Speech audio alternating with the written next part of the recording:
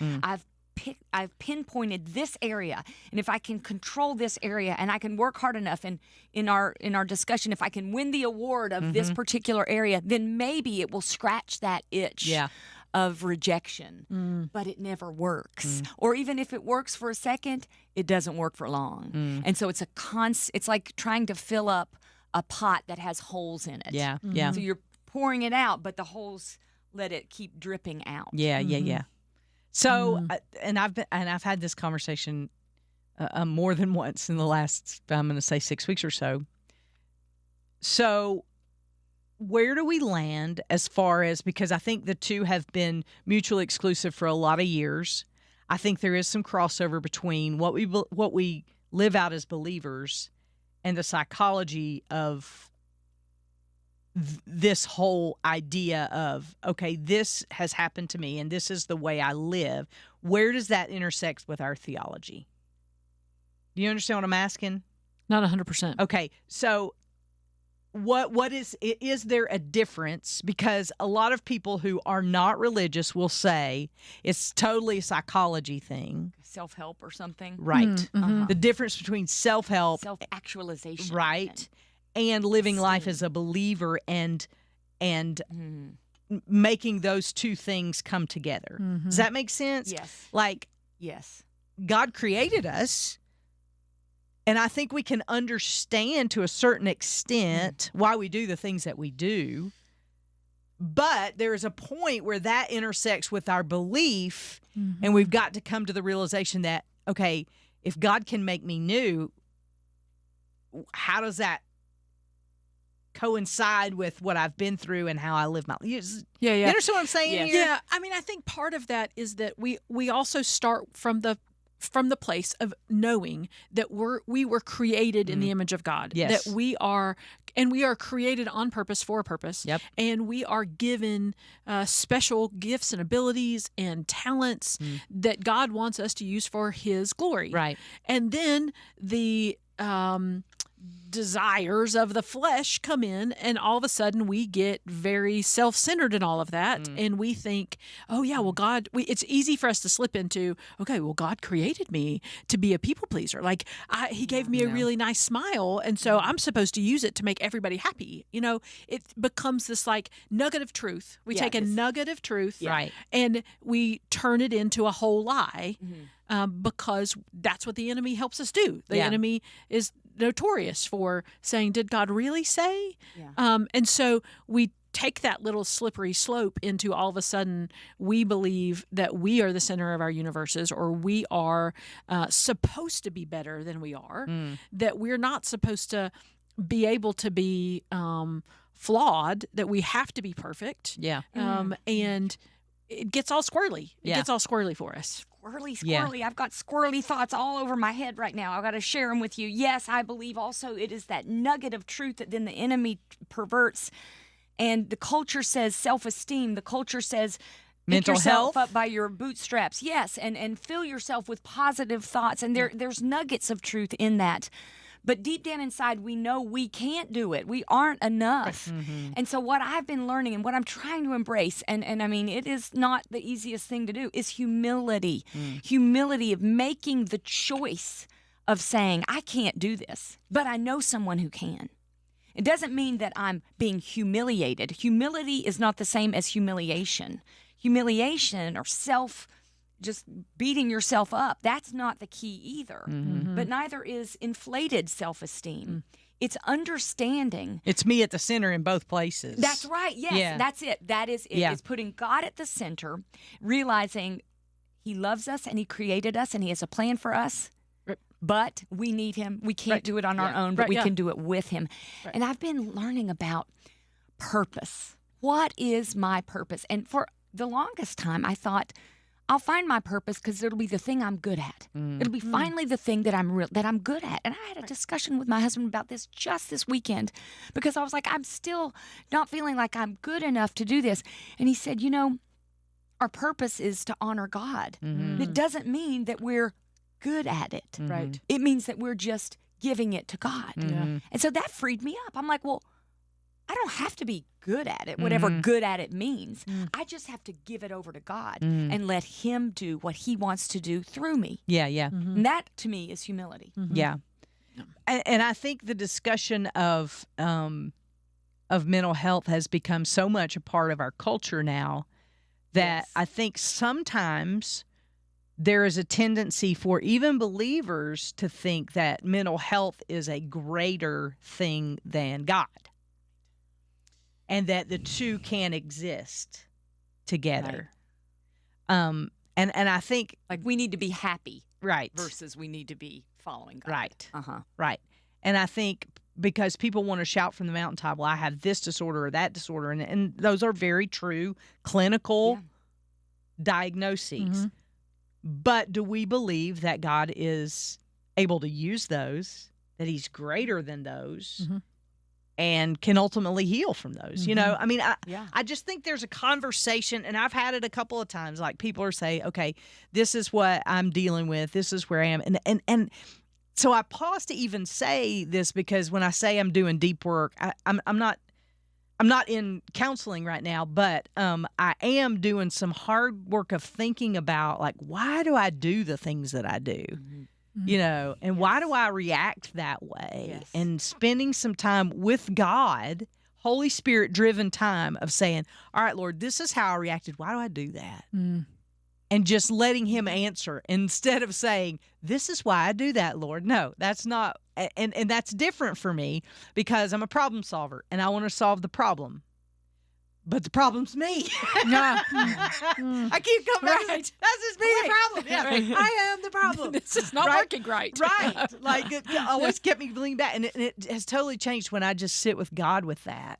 Yeah. And He'll take me back to, and that's why I wanted to kind of draw a line from how we react and what we're trying to win awards back to my relationship with Christ, because this is just a new thing for me in the last year or so, that God's been taking me back some places in my past to say, I want to heal that place and to make you new there.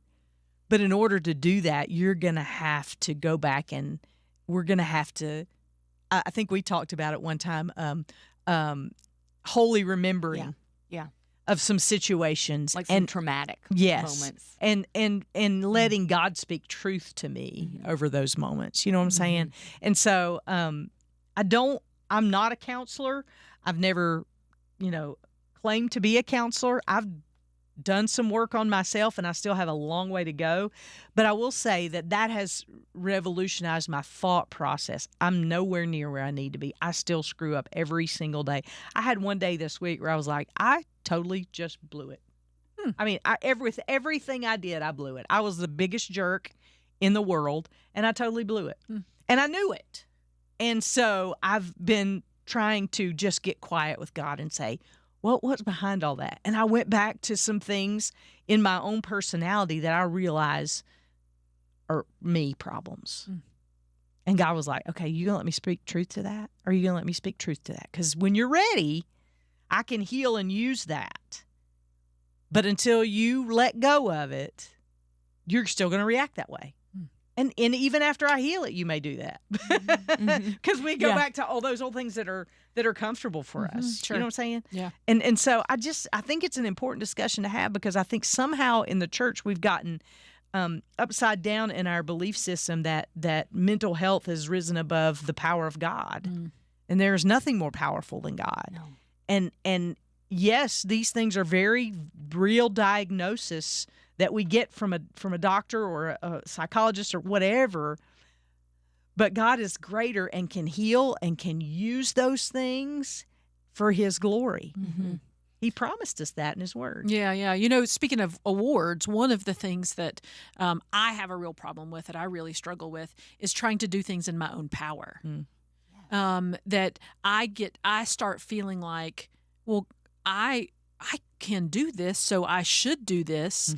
And why am I not able to be successful? When I'm not successful, I say, why am I not able to be successful? Am I not good enough? Am I not powerful enough? Am I not gifted enough? And I forget that it really is God working through me to do all the things that I am able to accomplish. That's it. That's the power of humility. Yeah. That's why I think humility is the key to this. Because when we can choose, when we have humility, then we can have the peace. And that's what we're searching for in our mental health, I think. Yeah. It is peace. And it's the humility to know I can't do it. I don't have to do it. And here's a revolutionary question in case you've struggled with what I've struggled with. What if I don't have to be good at it? I'm constantly judging. How did I do there? Even how am I doing in this discussion? How am I doing when I talk to my friend? How am I doing when I talk with my kids? Yeah. Constantly judging. How good am I at this? Yeah. What if we let that go? Yeah. And instead we're just present and we are humility. We embrace humility to let God do it. Yeah. Like you That's said. so freeing because it's freeing. for me, I do feel like in many ways I have to bring to the conversation, I have to be good at it. Good at whatever it. it is, I have to You're bring judging. to the thing. Yes. I have to be good at this. People are looking to me. I'm a leader. People are looking at me to be good at this. And it is so freeing to me when I can walk into some place, like maybe to the pickleball court, and I can go, I'm going to really be bad at this. And that is going to be so amazing. I don't Zero have expectations. Right. Yes. The expectation is that I'm going to really stink. And so what a freeing thing to just go, I'm going to be bad at this. And how wonderful is that? Yeah. And it's not even us. Yeah. So right. let go of that judgment piece Right, yeah. of it. Why do you think that is? Because I think that's a universal thing that we all we say we're good at it or we're not good at it. Control, I think. Well, do you think? It's also insecurity. Insecurity. I think it gets back to the and They're they're the same combined. thing. Yeah, Yeah. that when you feel insecure, you want to control. You feel Yes. insecure, you try to control. Boom, boom, boom, boom, back and forth. right. And ad nobody nauseum. likes to feel less than or look like they're not that they're less than. Rejected. Everybody Again, it's rejected. Yeah, we all want to be the best at whatever it is we're doing. What if we don't? Right. Yeah. Yeah. That's my new thing now. Okay. That's my new thing. Start I'm no good at it. Start a campaign on Facebook. I'm bad at everything. I'm the worst. But then is that false humility? Right. Then we slip into that false humility. But if we do start to embrace the things, especially maybe embracing the things that we try something new. Mm-hmm. We try something new that we've never done before, Like pickleball? Pickleball Next week, next Wednesday? I What do you know. think, I Carol? know. I said y'all got to do it at a time when I ain't working. Yeah. But yeah. Okay, so that leads us to the next question. How can we do all for the glory of God and maintain our sanity? Because I think this is the race here that we've been talking about. The thing that we continue on the hamster wheel is because we set a standard in our minds of what we think we ought to be or how we ought to perform. And everything in our culture is based on performance. I know this, at least in my life, because I'm doing this. This is I'm so glad we're having this conversation because it's exactly what I'm working on. Your therapist called us actually and told us to have Apparently this so. conversation. Dr. He did Laura, not hello. know. The answer that I found for myself is submit, which, again, I will remind you is the word that God gave me for my word for the year. Oh, And things are all nice. circling back Yeah. to submit. What I mean by that is, okay, God, whatever you want. You want this to go the way I was hoping it would go? You want it to go a different way? You want to teach me something in this? Okay, God. Hands go from this to this, open, and submit. Let God do it. Okay, whatever. He knows best. And I know this, and I've told myself this over and over again, but I'm getting better at it. Yeah. Submit. Lay it down. Lay down your expectations. Lay down the desire to control.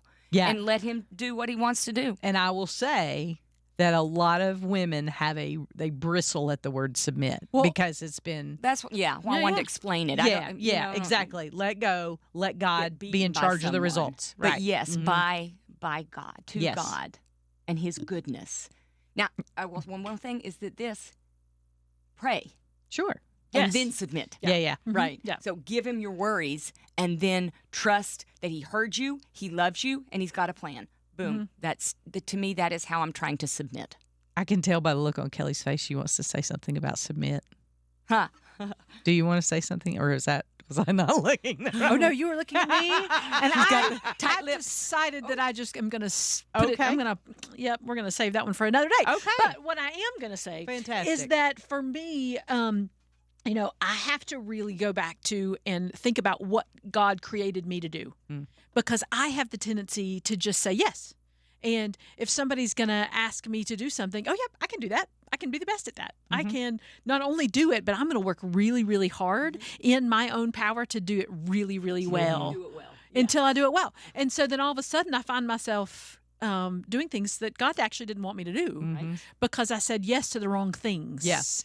And so, you know, one of the things am reminded of is that saying yes to too many things that God doesn't want, saying yes to things that God doesn't want you to do is just as disobedient as saying no to the things that God does want you to do. Say that again for the ones in the back. Saying yes to the things that God doesn't want you to do is just as disobedient as saying no to the things God does want you to do. That is so good, Katie. And you can get off track. And that's me. I have a tendency to just go, oh, yeah, I'm Superwoman. I can handle that. Oh, nobody else is going to do that? All right, well, then that's definitely God's calling me to do it. If nobody else is stepping up, must be me. God's calling to do it. And, that's just not, that's disobedience. Yeah. It's disobedience. How many stories in the Bible are there where people did not consult the Lord first before they did something, and they ended up causing a whole heap of problems? Yes. About You know, Saul. Oh, yeah. Yes. I'm reading that right now in the Saul, Old yeah. Testament. Yep. I'm in the... And the Lord left him. Yes, and the Lord left him. Yeah. I'm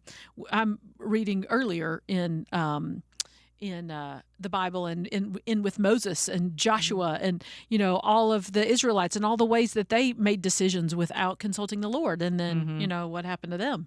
They got to hang out in the wilderness for a long time. And some of them didn't get to see the promised land because they did things that the Lord didn't want them to do, or they didn't do the things that the Lord did want them to do. So how do we stop? Humility, prayer, submission to a holy God who loves you and wants what's best for you. He tells us that in his word. You can find it lots of places. What are the ways that you get off that crazy train of trying to win the award that doesn't exist? We'd love to hear all about it. You can email us at girltalk@thelightfm.org, or you can get in touch on the Facebook page, the public page, or the Girlfriends of the Girl Talk page. You can get in touch with us any way you like. Smoke signals. Smoke signals work too. Carrier you can come on pigeon. by. We'd love to have coffee with you. Those cicadas, you could put it attach something to a cicada. We got plenty of those right now. We do. The important thing is that you get in touch. We'd love to hear from you and love to hear about what you think. So email us, girltalk@thelightfm.org. And hey, if you want to be a part of this community, one of the ways that you can help us is to like and subscribe so that you get the latest podcast that comes to you. Also, leave a comment. When you do that, other people see the Girl Talk podcast, not so they can hear us, but so they can get to know Jesus. That's the whole point. And so if you would leave us a review, we'd love that as well. Hey, we're going to save you a seat next time we gather around these microphones for the next Girl Talk podcast.